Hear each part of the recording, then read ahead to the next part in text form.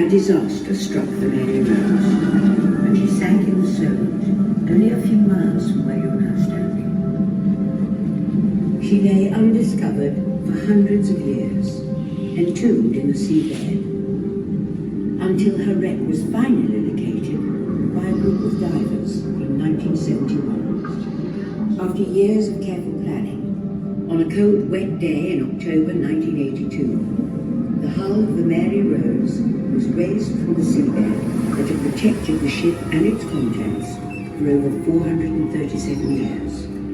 This transition from obscurity to fame was witnessed by a global television audience of over 60 million people. Perhaps you were one of them. I certainly was.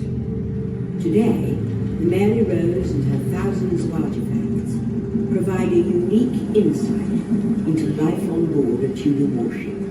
Do you know how her story began?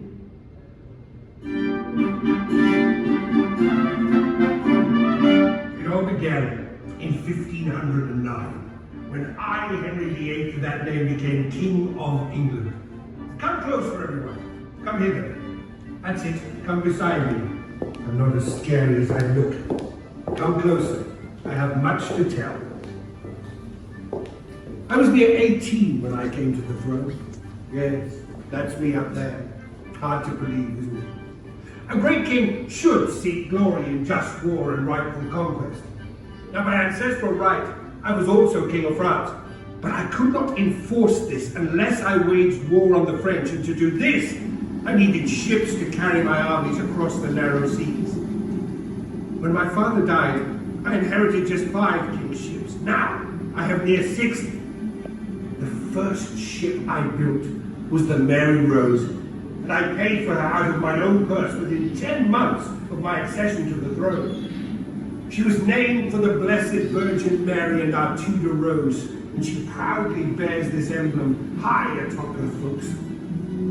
I love to hear how she sailed. My first Lord Admiral reported, "Sir, she is the noblest ship of sail at this hour, as fast and maneuverable as a vessel a quarter of her size." I viewed her myself many times. Indeed, I went aboard her with the Holy Roman Emperor when we inspected our ships before my second war with France in 1522.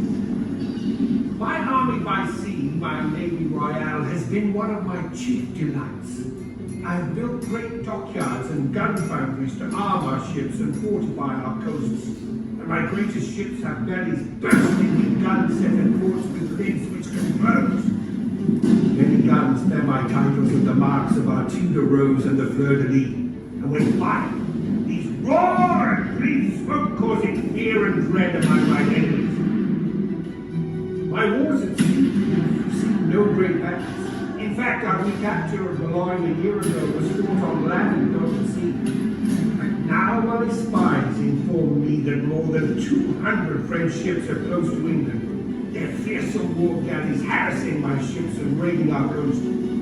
Against this, I have but 80 vessels anchored here at Portsmouth Haven.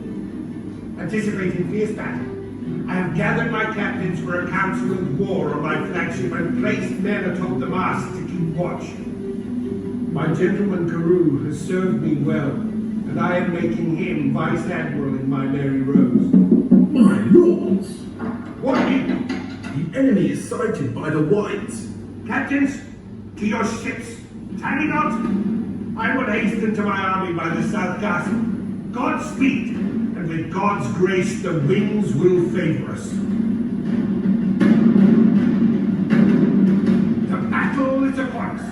The Mary Rose sails for the French fleet. Join her now. Sound drums and trumpets, and cry